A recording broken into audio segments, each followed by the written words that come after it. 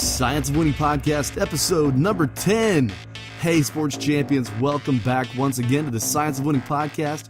We are your number one source for learning how to win in your sport, where each week we dive into the minds of championship-winning athletes and coaches to discover how champions think and what they do to achieve athletic success. I am your host, Lyndon Gortney.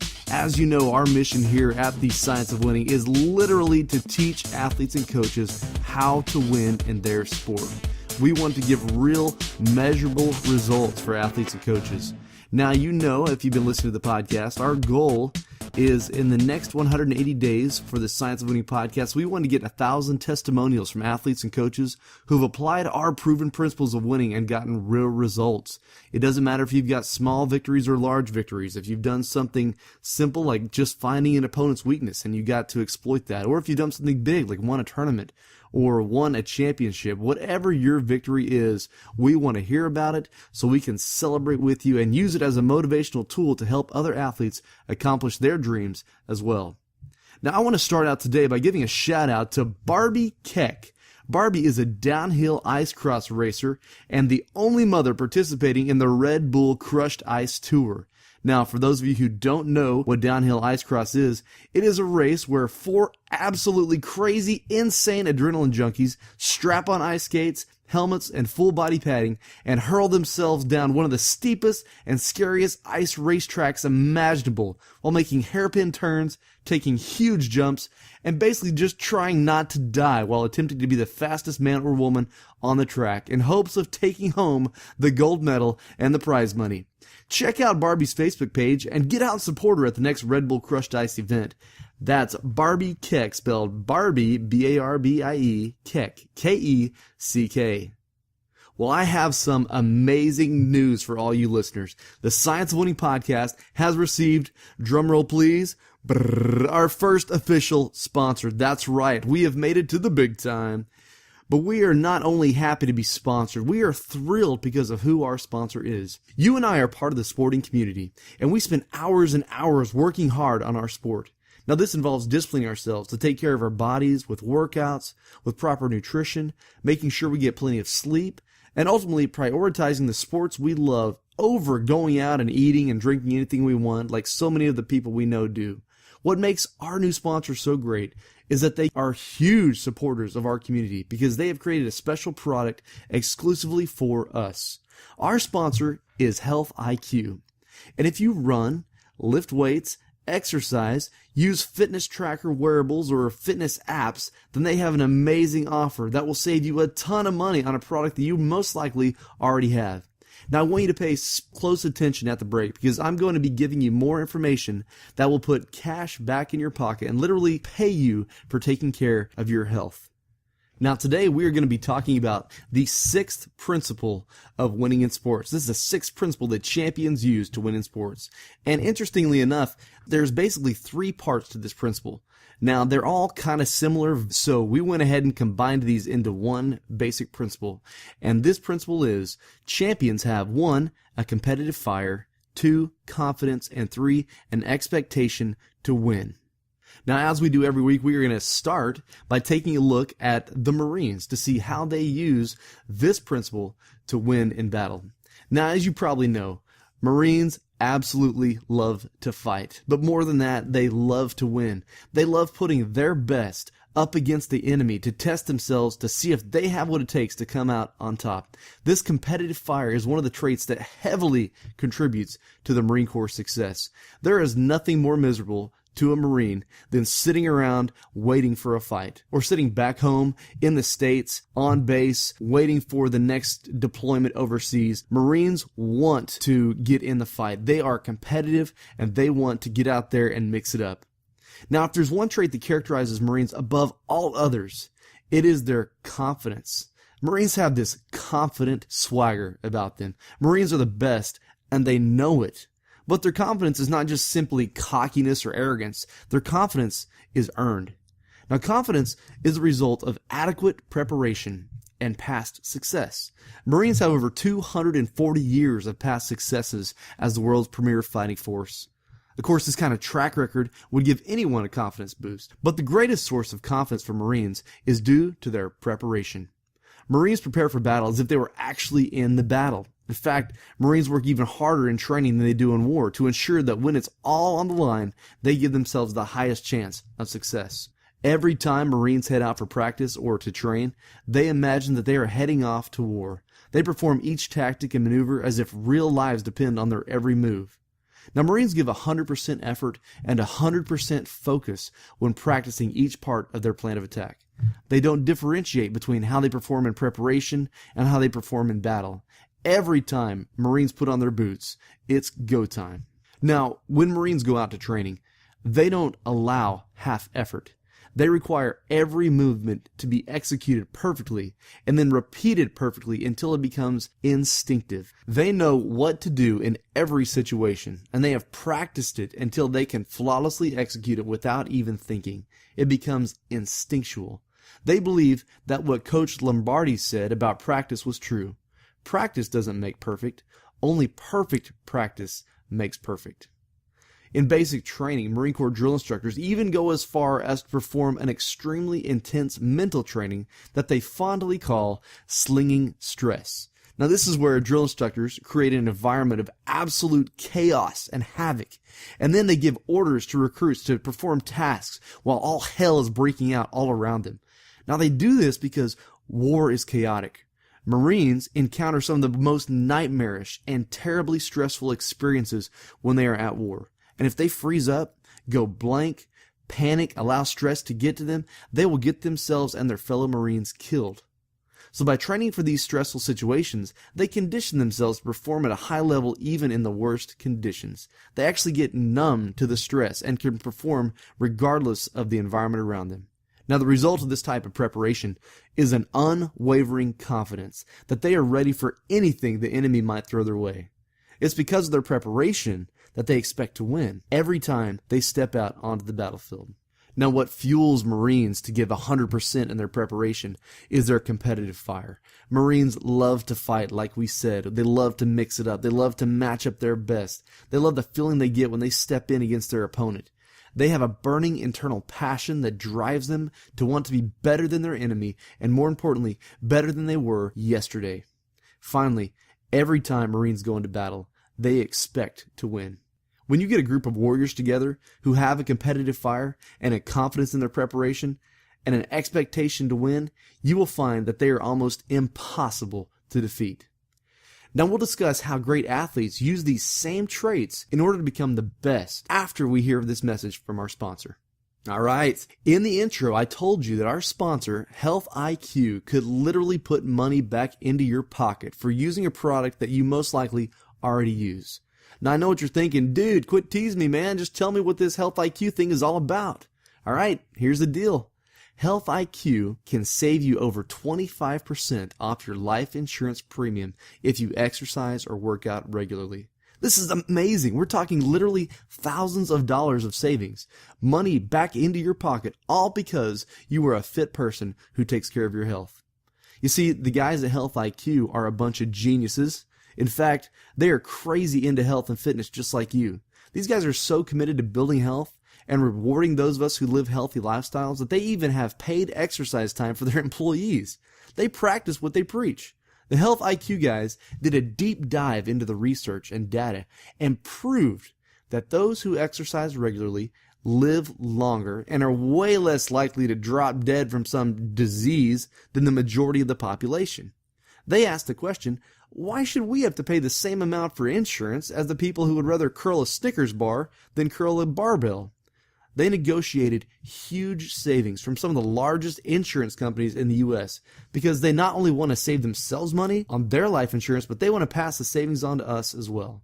Now, HealthIQ is currently the fastest growing life insurance agency in America, and they have partnered with companies like Mutual of Omaha, Transamerica, John Hancock, Ameritas, Prudential, Principal, Lincoln Financial Group, and many, many more to bring us a huge selection of products that meet our needs. So who is this for? Well, let me ask you, are you a runner? Do you swim regularly? Do you lift weights? Do you use fitness tracking devices and apps? If so, there is a good chance that you qualify. Just head on over to healthiq.com/SOW right now and fill out a short questionnaire to get a quote and see how you can get rewarded for being healthy. That's healthiq.com/SOW. That stands for the science of winning. Make sure you put the SOW on the end so that our sponsors know that the Science of Winning podcast listeners are serious about supporting their show and are serious about taking care of their health. And now, back to the show. Now we're going to take a look at how the greatest athletes in the world use all of these same traits to be champions. How they use competitive fire, confidence, and an expectation to win. Coach Vince Lombardi said, "Winning is not everything, but the will to win is." Now think about that for a second. Winning is not everything, but it's the will, the desire, the burning fire deep inside your heart. That is what really matters. And that is what actually produces wins. People that have the competitive fire absolutely love to compete, and they love to win. They love to put their best skills, their best effort up against someone else's best.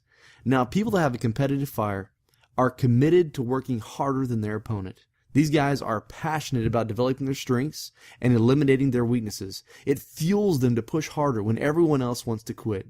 Have you ever felt that competitive fire, maybe before a game was about to start, or when thinking about going out to practice, or some sort of competition, even if it's a board game or a video game? That excitement, that tingling feeling that runs up and down your spine, that adrenaline that pumps through your body when you know you're about to go out there on the field or on the court or even online to play a game. That kind of intensity, that sort of competitive fire is a huge trait of champions. Now let's face it, some people just really don't have a competitive bone in their body. They don't care if they win, they don't care if they lose. When things get too hard, they just kind of back off and throw their hands up and say, I didn't really want to do that anyway. That is not a trait of a champion. If you truly want to be great at anything you do in life, you have to have this intensity, this competitiveness deep inside you that makes you want to push better. And even when the going gets hard, it makes you excited that it's hard. It makes you want to even take it up to the next level and raise your performance to meet that challenge. Now, the second thing that champions have is confidence. And as we saw with the Marine Corps, confidence is most often the result of preparation. Now, there are 3 key secrets of preparation that build confidence we're going to look at. We're going to look at 1, having perfect practice, 2, using overspeed or overstrength training, and 3, mental practice. All right, so let's start with perfect practice. Champions practice excellence. They perfectly execute each and every move. You see, every time you do a muscle movement, there is a neuron path firing inside your brain. The more often you make that muscle movement or perform that skill, that neural pathway sends electricity down and it gets stronger and it gets stronger and it's thicker and wider. Before long, that neural pathway becomes so thick and so solid that it becomes an automatic response. Whenever you think, hey, I need to, let's for example say, shoot a basketball. Well, that neural pathway fires and your body goes into that motion that you have practiced 10,000 times, okay? And that neural pathway is so strong that every muscle fiber in your body will repeat the practice that you have put in, that you have done those 10,000 times. Well, that's really cool, but it's also kind of scary. What if you're one of those athletes that kind of halfway does it during practice? Well, what you're doing is you're training a different neural pathway than what you actually want your body to use. You're training a different neural pathway than what you're going to use during a real game or a real contest. So what does this mean to you? This means if you are going to practice, you need to practice with game-like intensity and in the way you are going to play in a game. And what this will do, this will strengthen those neural pathways in your brain to make it automatic that you not only perform the motion automatically, but you're performing the correct, the perfect motion automatically every single time. So that's why perfect practice is vital, and that's why champions realize this, and they practice perfectly. They don't go out and do a half-hearted practice. They go out there and do it right every single time. The second key is called overspeed training. Now, you may or may not know this, but for over 30 years, the former Soviet Union absolutely dominated world hockey. These guys were complete freaks. Now, physically, they were the same as any other human being. They weren't crazy strong for any reason. What they did, what their coaches ran them through, was something that they called overspeed training. they would practice harder and go faster than they even did during games. Their practices were so challenging and they were so long and so grueling that the players would much rather play a game at full speed than they would go to practice. It made the games feel easy. Now you too can do the exact same thing with overspeed training. Whatever your sport is, if you practice at an intensity level that is so high, if you go 110% during each practice, performing each move, you can start out slow, like we talked about earlier, developing that perfect practice where you develop those neural pathways. But as you get those things nailed down, and as your body gets used to doing the same correct motion and correct movement, you start picking up the speed. Before too long, you were going at such a high pace and high speed that you are performing perfectly at a speed that your opponents can't match. And the same thing with over strength training, okay? We lift weights, we lift heavier and heavier weights. Each time we lift heavier, our muscles tear and rebuild a little bit stronger so that we can lift even more weight. And then we tear them down with heavy weight and they rebuild again stronger. We can lift even more weight. You understand how this works. So over strength training is sometimes you're moving around in a competition, you're moving around a certain weight, okay? Let's say you're a wrestler and the guy you wrestle is going to be at the same weight class that you are. So if you get used to moving around, let's say you're a 175-pound wrestler and you're always going to wrestle a 175-pound opponent. Well, if you train with a 190-pound opponent, or you train with a 200-pound opponent, you train doing the movements that you would on a 175-pounder, but with heavier weight, you are over strength training. You are making it to where when you get on the mat with a 175-pound guy, he will feel like a feather because you are so used to lifting so much more weight than that. So over speed training and over strength training. The third key is mental preparation. Now, I've got two parts to this: visualization and studying your opponents. Okay, visualization. How many times have you gone into a game and just panicked? Everything felt new. Your eyes got big like deer in the headlights. Your brain starts going blank. You forget the play you're going to run. You forget your strategy. It goes straight out the window. You almost even forget your name or to even tie your shoes or your skates or whatever you're wearing. It becomes so overwhelming, the excitement of the whole thing, but also like the stress and the fear of it. Has that ever happened to anybody else besides just me?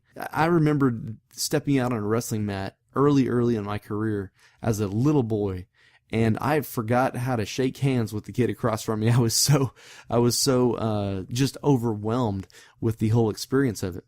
Now, anybody who plays at a high level knows that you want to, even if it's your first time literally stepping out there in this huge pressure environment, if you visualize, if you imagine yourself there beforehand and you take in the sights and sounds and smells in your mind before you ever get out there, the intensity of the whole situation, it'll go away, and the stress of the whole thing will be reduced and eliminated, and you will feel like, oh, this is no big deal. I've been here, I'm relaxed, and I can perform at my highest level. Let me give you an example. When I was a little boy, I read a book about skydiving. I thought it was going to be such a cool thing. I just dreamed of skydiving. And I remember as a little boy laying in my bed, imagining myself with a parachute on my back, sitting in an airplane, climbing up through the clouds, through the sky, getting ready to jump out.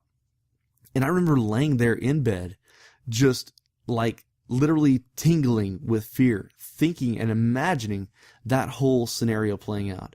I experienced all the fears of, oh my gosh, I'm about to jump out of a plane with nothing but, some polyester cloth, and some cords on my back. I totally remember that entire situation. Well, when I turned 18 after I graduated high school, as a graduation present to myself, I decided I wanted to go skydiving. So I took a ride. My dad gave me a ride over. We were out in another state, and I told him about this place close by that I wanted to go do some skydiving at. So we jumped in the car and headed over, and I paid my money. I took my short little class and strapped on the parachute and was ready to go. Now, when we jumped in the plane, I looked around, and there was a lot of people that were feeling pretty much like I felt when I was that little boy. But because I had visualized myself in that exact situation, it all felt familiar. I was very calm. I was very relaxed. I wasn't trembly or shaky. I didn't have the adrenaline jitters. I was just excited for the fact that I was about to jump out of an airplane. And I got up there, we jumped out of the plane. It was a wonderful experience. It was so fun, thrilling, invigorating, and it wasn't frightening or scary at all. And the reason for that is because I used visualization, not even knowingly. I had never even heard what visualization was. I just did something that made sense to me, and it came natural. And actually, it was a whole branch of sports psychology, this whole visualization thing. So I kind of lucked into that, you might say. But it is an amazing tool. When I go and I speak in front of large crowds, I imagine myself there before I speak to these crowds, and I imagine what it's going to be like. And when I step out there behind a lectern or on a stage, it's no big deal, because I've already been there in my mind, and I've already gone through the pre-stage jitters in my head in visualization before it really counted. So that is one part of mental preparation, using visualization. The second thing that you can do is to study your opponents. If you will look deeply at your opponents, if you will look at what they're good at, know their strengths, if you will look deeply at their weaknesses and know where they have gaps and weaknesses and areas that you can exploit, and if you can develop strategies to minimize their strengths and attack their weaknesses and neutralize their abilities, that gives you confidence, because you are prepared and you are ready. So once again, developing confidence requires that you do 1, have perfect practice, 2, use overspeed or overstrength training, and 3, use mental preparation using visualization and studying your opponents. And that will give you an extreme level of confidence when you step out there to face your opponent. Now, the third part to this principle is expecting to win. For those of you who remember the Super Bowl 51 game where it was the New England Patriots versus the Atlanta Falcons, Tom Brady and the Patriots were down by 25 points late in the third quarter. That is basically an insurmountable obstacle. You're pretty much going to lose if you were down by that many points that late in the game. But there's some videos of Tom Brady there on the sidelines when the defense is out on the field, and Tom Brady is walking around to his teammates, to his other guys on offense, and he is saying, "Guys, rise up. Let's take it to another level. This is going to be a great comeback, guys." This Tom Brady said, "I am not giving up." He said, "I know we have been in this situation before," and he says, "I expect we're going to come back." He even told the guys, it's going to be a great comeback. It's going to be a phenomenal story. And you know what happened? The Patriots came back and stole the Super Bowl away from the Atlanta Falcons because they had that expectation to win. It was phenomenal. If you haven't seen it, go back to YouTube and watch Tom Brady's Super Bowl 51 sideline speech. It will get you excited. Now, have you ever looked at an apex predator? Have you ever looked at a shark or a lion and looked into their eyes? Have you noticed anything different between, say, a lion's eyes and the eyes of a squirrel? Lion's eyes are absolutely unflinching. They will just stare deep into the soul of whatever they are looking at. They know that they are the top of the food chain. Nobody can mess with them, and they have no reason to look away or to feel any type of shame or embarrassment. The same thing goes with a shark. These guys, these apex predators, have this complete confidence and expectation that no matter what happens, they are going to come out on top. Some of the greatest athletes in the world had that exact type of lion stare, that swagger of an apex predator where they looked around and it was not a sense of, not even a speck of fear in it. They are absolutely, fully 100% convinced that they are going to destroy their opponent. And they're looking at them like they're a fresh piece of meat. And they're just thinking, how am I going to eat this guy, right? They're just thinking of all the ways that they could destroy their opponent. It's not even a matter of if they're going to do it. It's just a matter of how I feel like doing it today. That is another example of the expectation to win. Now, this expectation to win is the result of confidence. It's the result of having prepared well. It's a result of having that competitive fire deep inside your heart that says, I'm going to give it my all no matter what happens. And if you have that, this expectation to win just comes naturally. It is literally the result of having confidence. Now, an expectation to win is a state of mind that stays calm, even when you're losing. It stays positive, even when the momentum swings to the other team. A champion with an expectation to win realizes that during a game, there's going to be momentum swings. There's going to be an ebb and flow. There's going to be teams that go off on a streak and they score a bunch of points, or they make a bunch of great plays in a row and they're all pumped up. And an athlete or a champion that has an expectation to win does not let that get them down. It doesn't let them get emotional and ride this emotional roller coaster. Oh, we're doing good, I feel so happy.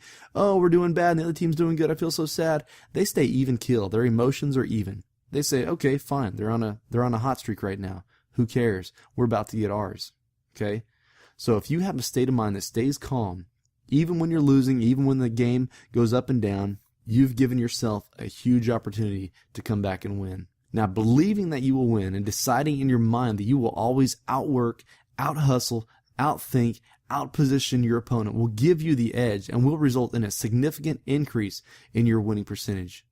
You know, another thing you see with champions that have this expectation to win is they have a body language that shows they're ready to win. Just like the eyes of a lion, they also have the body language. They have upright shoulders. Their back is straight. They have a piercing gaze. It doesn't look away or feel embarrassed. It doesn't stare at the floor. They're studying their opponent, even with like a slight smirk on their face.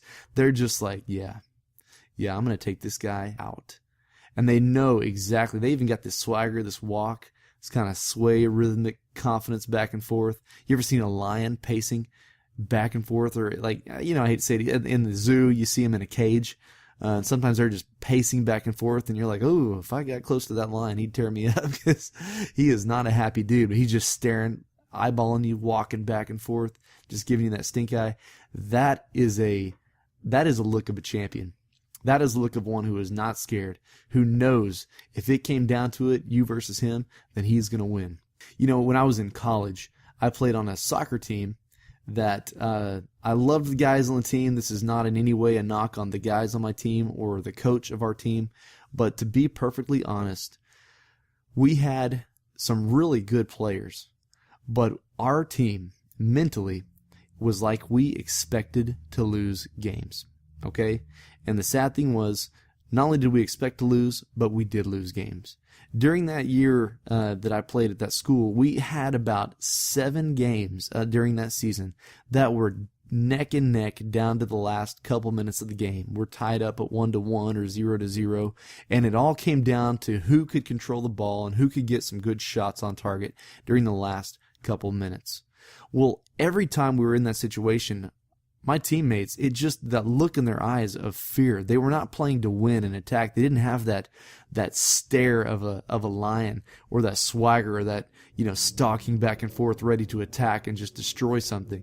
They looked like the gazelle that's like panicky, looking, snapping their head back and forth, looking over their shoulder, ready to run away. And that's exactly what happened. Out of those 7 games that were super close like that, we lost all but 1. And it was literally because our guys did not think we would win in those close situations. Now, I've played on many other teams in softball and basketball where the expectation to win was so consistent with every player on the team that winning was, we knew it was going to happen. And we knew, you know, like in softball, for example, you know the other team is going to have 1 or 2 hot innings. They're going to put up 5, 8, 10 runs in 1 inning. That's just what happens in softball. Guys get hot, momentum swings, and they drive the ball. I've seen teams where that type of situation would have crushed them, and they would just buckle down. They would collapse, and they would never be able to recover just because a team had 1 good inning. But some of these teams I've played on, it didn't matter. The guys knew, hey, whatever. Yeah, they got theirs. We're about to get ours. And we're going to get ours not only 1 inning, but 2 innings and 3 innings. And we're going to come back and just destroy them. And I tell you what, those teams that had that expectation did that 95% of the time. It didn't matter what the score was. They would always find a way to come back and beat the opponent. Now, you know what makes you a clutch player? We've had a lot of people talk about this. What makes you a clutch player is when the pressure goes up, your performance goes up too. When it gets really, the game is on the line, The guys that are clutch players that have that expectation to win, they want the ball in their hands. They want to have that pressure. It makes them bring every part of their game up. It heightens their senses. It puts them in the zone. Okay? And that is something that an elite player, a champion player, has. And that's something that can be developed. It is literally a mind switch. I used to play midfield in soccer. And I was very good at getting the ball and distributing to my teammates and distributing to my strikers and scoring goals. And I had lots of assists, and that was really great. But every time I would get around the mouth of the goal, I would panic, and I would take a crappy shot that wasn't even on target, wasn't even on goal, didn't even have a chance of scoring. I mean, I scored some goals, but rarely ever. And I always thought in my mind, I'm just not a goal scorer, right? I'm a passer. I'm a distributor. Well, I realized that there were guys out there that were just natural goal scorers. These guys were just, it didn't matter. The ball would get to their feet and they would bury it in the back of the net. And it was just beautiful and fun to watch. But I started thinking about it and I was like, you know what? This is crazy. Why am I telling myself I'm not a goal scorer? It really boils down to just having composure around the mouth of the goal, turning and hitting the way I hit a nice solid feed pass to a teammate. You know, whether it's deep over the top where I drive it long or I hit a precision pass off to one side of my teammate's foot or something, it's the exact same thing. It's just instead of passing to a person, I'm passing the ball or shooting the ball into a goal, which is much bigger than a person. So I made the switch in my mind that I am now a goal scorer. I am now a goal scorer, I would tell myself. And I would say, okay, when I get the ball up front, I'm going to relax. I'm not going to panic. I'm not going to go too fast and make a bad touch or kick the ball away. I'm going to get a good strike on the ball, see the ball clearly, and put it on target. Well, you know what happened? I became the leading goal scorer on every team I played on for years since then. It is absolutely amazing how I just switched in my mind that I would now be a goal scorer and not panic whenever it got tough. And that is the exact same thing that's happened in so many athletes when they want to think about being a clutch performer as well.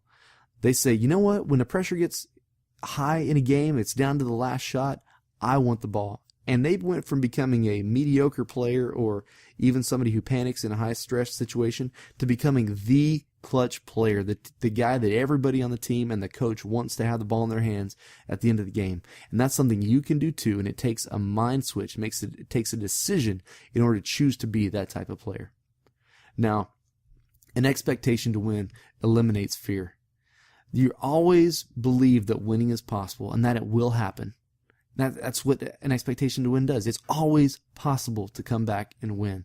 And more often than not, that does happen. Now, sometimes it doesn't happen, and that's okay. You don't need to change your mind. You don't need to say, oh, well, I've got to be realistic here, and I've got to just realize winning doesn't always happen. You know, that's an okay understanding to have. No, let me take that back. Winning and losing does not define you, okay? If you lose a game, that doesn't mean you are a loser. All right? That may mean the other team had a phenomenal game. That may mean you made a mistake and you messed up, or your team made some errors and you messed up, okay? I made a mistake is different than I'm a loser, right? I lost today is different than I'm a loser. Winning today does not necessarily make you a winner. A winner is a mindset. A winner is one who, no matter if they win or lose, no matter if they come out on top or happen to lose in this one day, a winner is a person who always is improving themselves, pushing themselves, giving their best, taking care of their teammates, making everyone around them better, who expects to win in every situation, who works harder than anybody else, who develops confidence, and who gives it their all when they're out there. That is what a winner is. And if a person like that, a winner like that, applies those things in their life, you know what actually happens?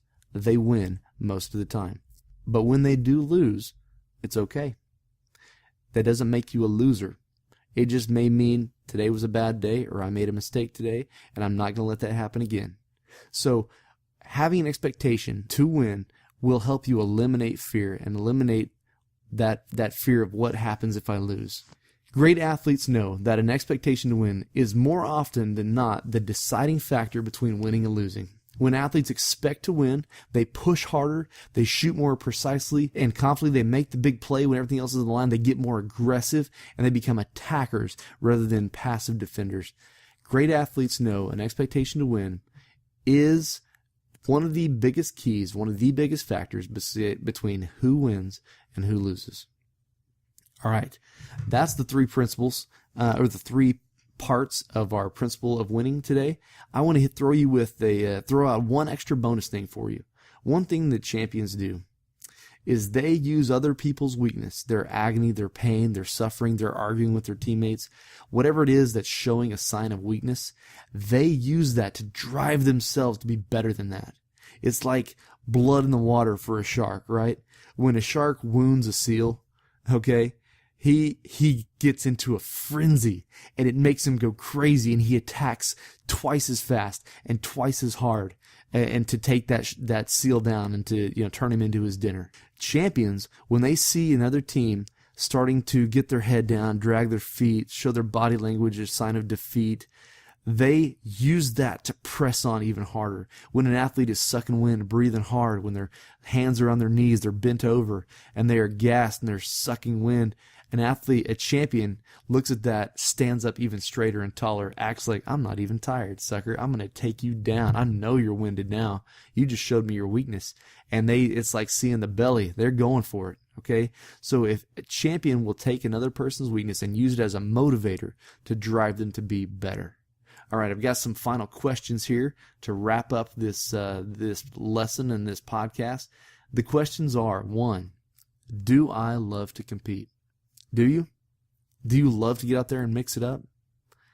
2nd, do I hate to lose? Now, I hate to lose. I do lose sometimes. Like I played basketball last night, and I lost out of 6 games, I lost 4. And I hated it. But I gave my all when I was on the court. I gave everything I had. I tried to make great passes. I eliminated my turnovers. I tried to make great shots and smart shots. I tried to defend well. I tried to block out well. I hustled after loose balls. I went after rebounds. I jumped as high as I could and patted the ball to my teammates. I worked my butt off and did everything I could to be a winner, even though at the end of the game, score didn't really turn out in my favor. But I do hate to lose. Do you hate to lose? Next question, do I love when my teammates and I play our best together as a unit, where we play synergistically? Do I love it whenever we unify, or do I care just about my own points? A winner, a champion, isn't just worried about their own success. They understand that their teammate's success is their success. So do I love it when my teammates play well? Do I love it when we all bond together and play our best together? 4th question, am I committed to working harder than my opponent?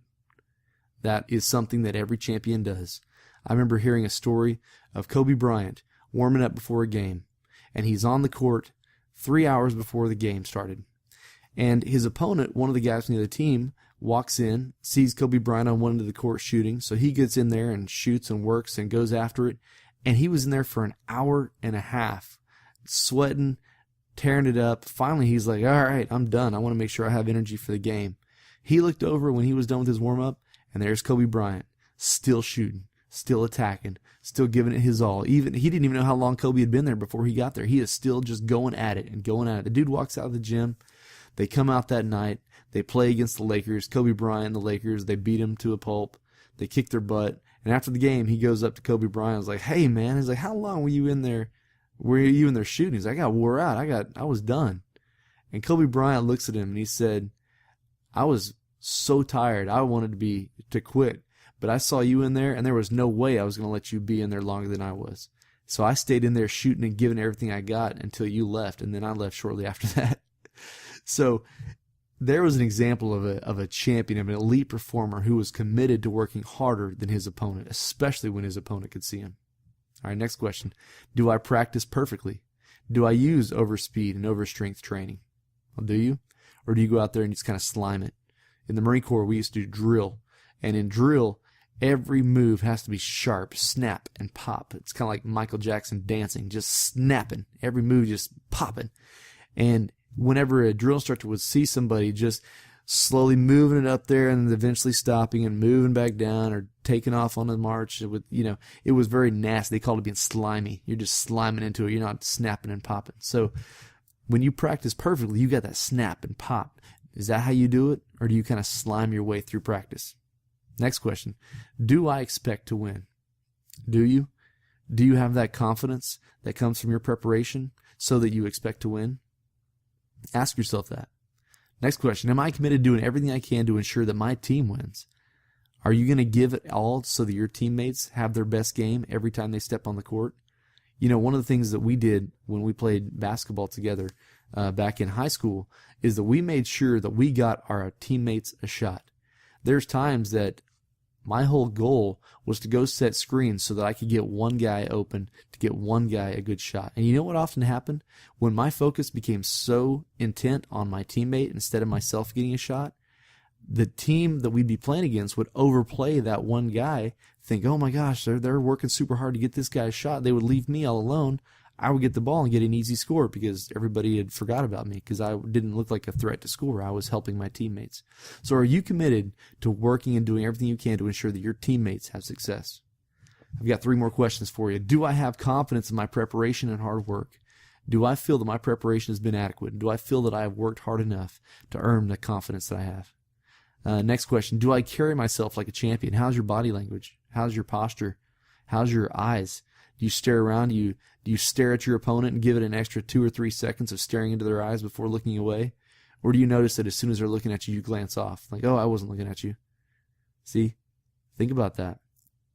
If you give that extra 1, 2, 3 count looking at your opponent and then look away, that's a sign of confidence. Okay? It makes them feel uneasy. Use that. Use that to help carry yourself like a champion. Last question, do I use my opponent's weakness to drive me to be better than them?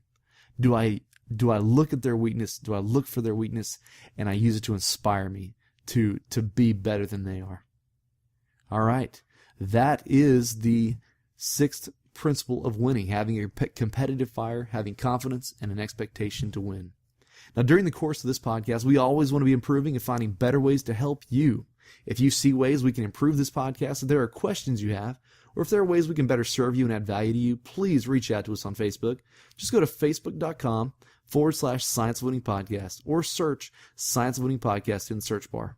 Now, just a reminder from the start of our show, we've officially started our 100180 campaign. We do want to get your testimonial from listeners to show us how you have used these proven principles to get real results. Tell us your story, how you've used these principles to get the competitive edge over your competition. Just head over to our Facebook page and post your success story today. Now, if you have something that you would like us to break down for you, a position, a sport, a move, a play, whatever it is, just let us know. Just go to facebook.com/Science of Winning Podcast, post your question, and we will answer it in the next episode.